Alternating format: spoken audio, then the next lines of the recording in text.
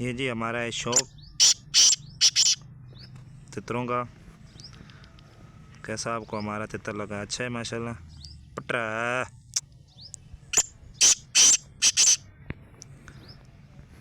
वैसे शाम का टाइम है, हम बैल लेके अपनी दुकान से थोड़ा पीछे घास वगैरह है, उसमें कपास लगी हुई है।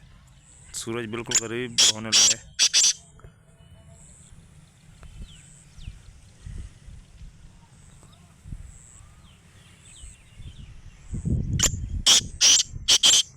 पटरा बोले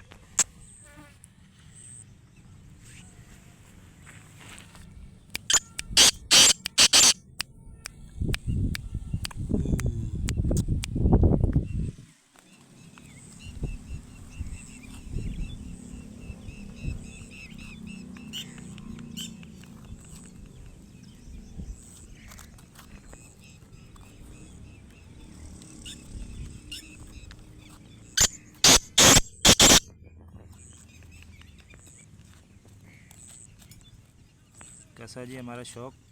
पटरा बोले